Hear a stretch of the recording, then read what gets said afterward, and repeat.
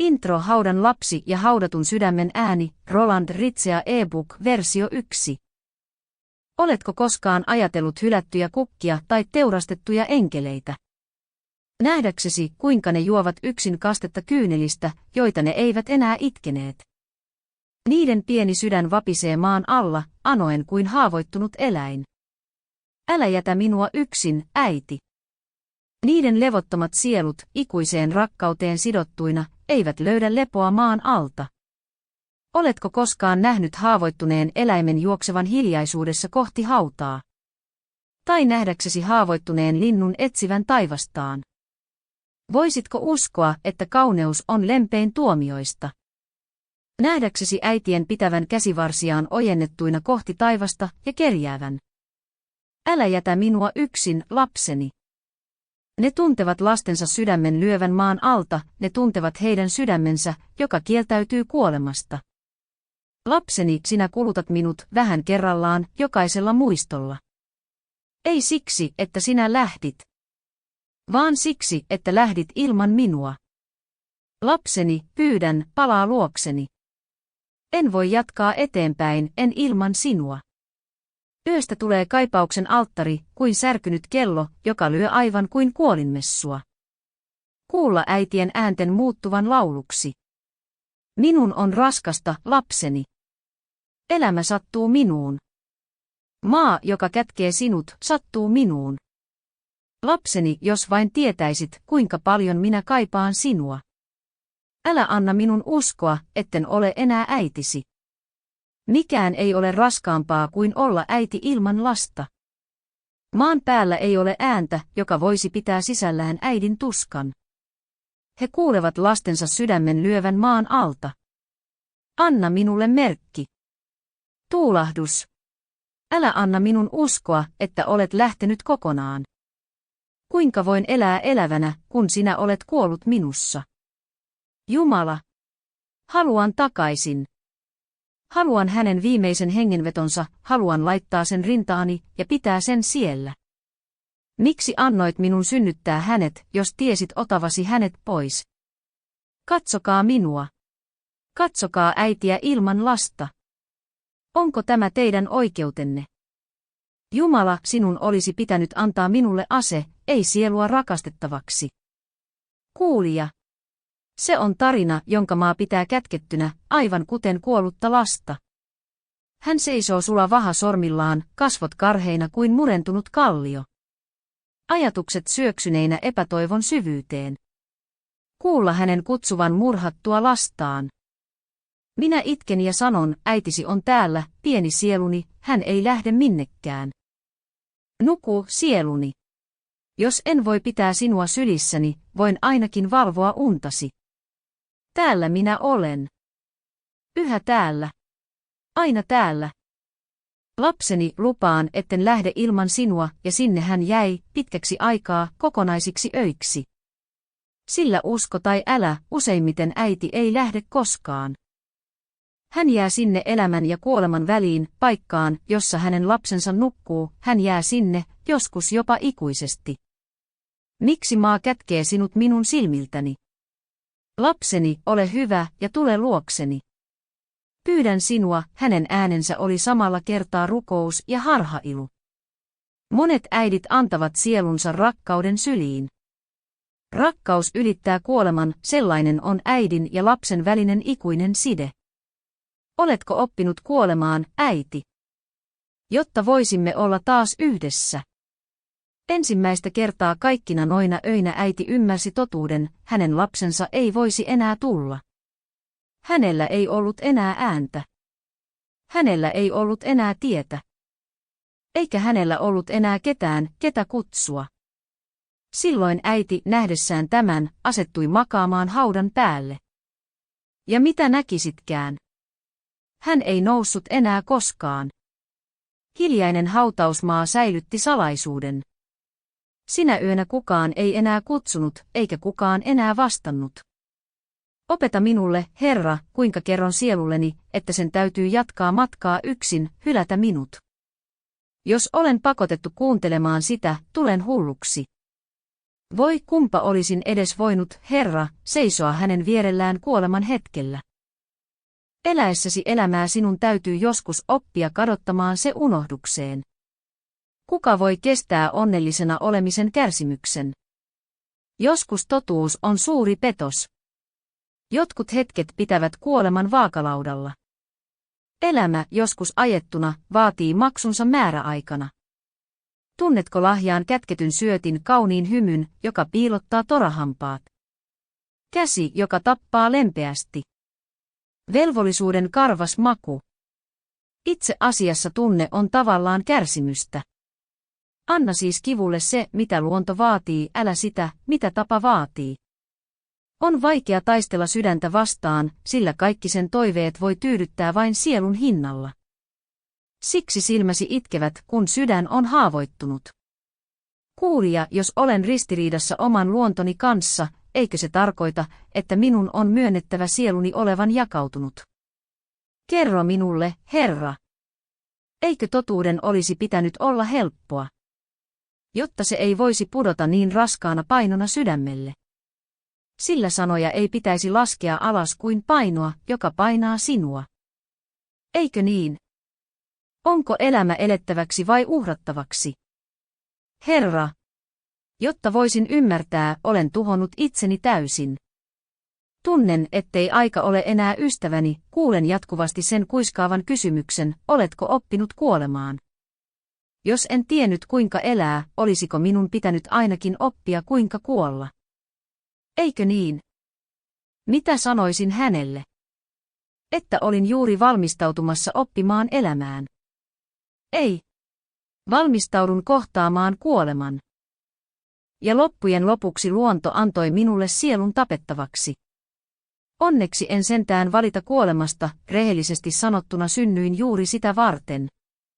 En tiedä miten sanoa se, mutta luulen olevani ihminen, jolla on kuiva sydän. Tunnetko kuolleiden silmieni ilon kyynelissä? Kuulija, kirjoitan, jotta en huutaisi, en ole vielä oppinut hengittämään ja karjumaan samaan aikaan. Tunsitko sanojeni energisen hyökkäyksen? Kuolleet eivät voi puhua. Olen kuuro järjen neuvoille. Tunnetko meidän hyödyksemme tapetun eläimen sydäntä särkevän äänen? Yön hirviö, en laula enää lauluja, päästän vain valituksia. Minun harhakuvani, kurja. Toivoessani itselleni hyvää, kiroan itselleni vain pahaa. Kuinka löytää ymmärryksen laki? Seuraatko kirjoitukseni hienovaraisuutta, kuinka kirjoitan tikari kädessä? Sanat, jotka tulen lausumaan köyhältä vuoteelta, ryysyihin pukeutuneena. Palvellako olemassaolon tarkoitusta? Viisaudesta putoan suoraan kuiluun, veli. Mitä hyödyttää hiljaisuus, kun katumus huutaa? Joskus totuus on pidettävä häkissä kuin villieläin. Rohkeutta kuitenkin, tyyni sielu kestää mitä tahansa. Eikö niin? Elämäni on nyt kokonaan silmieni edessä, se mitä minulla on jäljellä, kuuluu enemmän kuolemalle. Koko elämän kärsimykseen valjastettuna, haluni päätepisteessä, uskon nyt, että minulle on jäänyt vain hirttosilmukka. Pakene. Pakene. Sieluni, ettet itkisi kivusta. Herra, silmieni ilo kuolee kyyneliin. Ja hän käveli hitaasti, hitaasti kuin ihminen, joka on kadottanut elämän kompassin. Hän sanoi, olen vain kävelevä hauta. En ole enää äiti. Kuulija, joskus toivoisit voivasi imeä kaiken myrkyn myrkytetyistä kukista. Tuntea pimeyden rauhan, kuulla kuinka äitien ääni lävistää hiljaisuuden. Oletko koskaan ajatellut, mitä hiljaisuus on? Onko se sitä, että kuulee kivun itkevän? Seison ristin vieressä, puristaen hänen lempileluaan rintaani vasten. Kyyneleet sekoittuvat yhä muistojen vereen. Miksi, Jumala, elämä virtaa yhä minussa, jos se ei voi enää virrata hänessä? Hän alkoi kaivaa maata käsillään, repien lihaansa kiviin. Hänen kyntensä katkeilivat, veri sekoittui mutaan, mutta hän ei voinut lopettaa. Hänestä tuntui, että hän kuuli, äiti. Miksi kutsut minua? En ole enää kokonainen, äiti. Hän huusi, koska rakastan sinua ja koska en voi elää tuntematta sinua. Tuuli lakkasi äkillisesti, ikään kuin hautausmaa olisi pidättänyt hengitystään. Voisi luulla, että joskus tuuli puhaltaa vain herättääkseen kuoleman. Jos painat otsasi syvemmälle maahan, kuulet, että kaikki kaunis sattuu. Olisitpa nähnyt, kuinka kyyneleet putosivat maahan kuin eksyneet sydämenlyönnit. Voisitko uskoa, että he toivat surulliselle maalleen sydämensä uhrilahjana? Hyvä Jumala, kuinka selitän sielulle, että ero ei ole petos, vaan vapautus. Jatkoimme kulkua niin, minä vetäen häntä kädestä, hän itkien hiljaa. Ja me molemmat yritimme oppia, mitä jatkaminen tarkoittaa. Ehkä sielu on kuin haavoittunut eläin, kosketat sitä, ja se puree. Kuulija, mitä ajattelet murhattujen taistelijoiden lapsista? Uskotko, että he nousevat ja vaativat tilille ne, jotka on määrätty kirouksen kantajiksi? Lukija. Tunnetko sinäkin menneisyytemme kylmän käden, joka kuristaa meitä? Joka nousee esiemiemme haudasta. En usko, että mikään hauta on suljettu niin hyvin, ettei kirous pääsisi sinne sisään. Eikö elämälle hyödyksi oleminen tarkoita sielun liikkeelle panemista luonnonmukaisesti? Miksi äidit sitten kutsuvat öisin tapettuja lapsiaan? Oletko koskaan kuullut yön tunteina niiden äitien huutoja, joiden lapset on tapettu? Kyllä. Ystäväni, äidit kutsuvat yöllä murhattuja lapsiaan. Äiti, joka piti lastaan tiukasti rintaansa vasten, ei voi enää puristaa häntä sydäntään vasten. Hän on nyt kaukana, kaukana haudassa. Jotkut toivat surulliselle ja piinatulle maallemme sydämensä uhriksi, vannoivat rakastavansa sitä uskollisesti kuolemaan saakka, kaikkine sen painavine taakkoineen, eivätkä halveksisi yhtäkään sen salaisuuksista. Näin he sitoivat itsensä siihen loppuelämäkseen. He sanoivat kastelevansa sen verellään ja pyysivät sitä hyväksymään heidän ruumiinsa haudaksi. Raivoon ei ollut lääkkeitä. Toisilla oli vierailla mailla multaa taskussaan, jotta he kuolinhetkellä voisivat laittaa sen suuhunsa, etteivät vain jättäisi vertaan vieraaseen maahan. Näin he pyhittivät elämän hinnan. Uskotaan, että kuolinhetkellä he purivat maata ja vuodattivat kyyneleen. He sanoivat, mikä onni, että maa hautaa virheemme. Historia on haudan ääni. Sankarien hauta on elävien sydän. He voittivat elämän järjen kuoleman totuudella. Tunteet ovat kärsimystä, veli. Anna kivulle se, mitä luonto vaatii, älä sitä, mitä tapa vaatii. Hyökkäys järkeä vastaan ei ole koskaan ollut elävämpää kuin meidän aikanamme. Kuinka pukea sisäiset myllerryksesi kuviteltuun totuuteen? Menestys on vain niiden puolella, joita on vainottu. Useimmiten sielumme, sellaisena kuin me sitä käytämme, häiritsee elämämme rauhaa pikemminkin kuin hyödyttää sitä. Niin suuri on mielen heikkous, kun järki sen hylkää. Järki karkottaa muut kivut, mutta synnyttää katumusta. Tietämättömyys on onnettomuus niille, jotka eivät tiedä. Hoitamaton kukka pysyy villinä. Hyvyys on yhteensopimatonta elämän kanssa. Nuorena olet unelmien orja, vanhetessasi tulet katumuksen orjaksi. Oveluudessa ei ole hyvyyttä. Ajattelu tekee meille mitä ilkeimmän tempun. Ettekö näe syöttiä lahjassa? Mieli on vain kone, joka tuottaa onnettomuutta. Luulen, että olen tahattomasti pettänyt oman luontoni perustan. Rehellisesti sanottuna, ymmärtääkseni minun täytyi tuhota itseni täysin. Elämäni ydin siivilöityy nyt kauhun uunin läpi. En voi enää taistella ilmeisyyksiä vastaan. Nautinto on vain yllyke kärsimyksen kestämiseen. Ajattelu. Tämä rajoittunut ennakkoluulo on tullut aistimusteni vangiksi. Tästä lähtien minun on elettävä elämäni koko merkitys luopumisessa. Miksi henki yhdistää, mutta sielu erottaa? Järkeni on nyt petetty, se astuu tietoisuuteen valepuvussa. Se luo tunteita ja manipuloi niitä ovelasti. Järki puuttuu asioihin nyt vain epäröinnin hetkinä. Tietoisuuteni perusta horjuu, harhailevat vaistot ovat ajaneet minua ikuisesti. Mitä minun pitäisi tehdä? Antautua täysin sisäiselle repimiselle. Vai edetä täydelliseen hävitykseen? Jos haluan ymmärtää inhimillisesti, raivo valtaa minut. Koska minun on mahdotonta saavuttaa tietoa, minun on alettava kirjoittaa. En halua hengittää ennakkoluulojen kautta. Pitäisikö minun rikkoa mielessäni liittoni elämän kanssa? On eri asia nähdä päivänvalo armon täyttämänä kuin maksaa siitä kallis hinta. Kaikki etsijät ovat lopulta päätyneet luopumiseen tai epätoivoon. Nyt kärsimyksessä lyyriksi muuttuneena elämäni tarkoitus on peruuttamattomasti kadonnut. Usko minua, todellinen ilo on vakava asia. Jos päämäärä puuttuu, elämä on harhailua. Etsitkö vapautusta harhailusta? Jälleen näkemisen tuskaa. Huomaa, että valveillaolo on todellisuutta, veli. Haluatko tietää, mikä järki järjesti kaaoksen?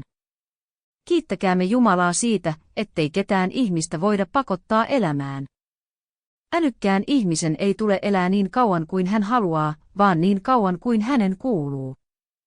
Siksi niin kauan kuin vielä voin, paljastan suoneni näkyville.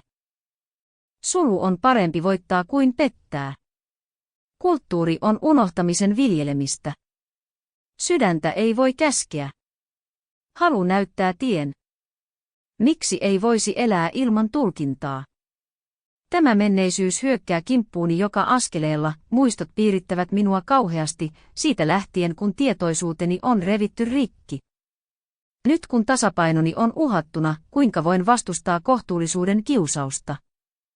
Nyt enemmän kuin koskaan tunnen tarvetta asettaa muistoni selkäseinää vasten. Tunnen kurkussani muistojeni tukahduttavan suukapulan. Ajatukset purevat jo nyt sydäntäni. Luulen, että minun on tehtävä tiliä kaikista unohduksista. Sanotaan, ettei raskaita epäonnistumisia pidä laittaa elämän syyksi.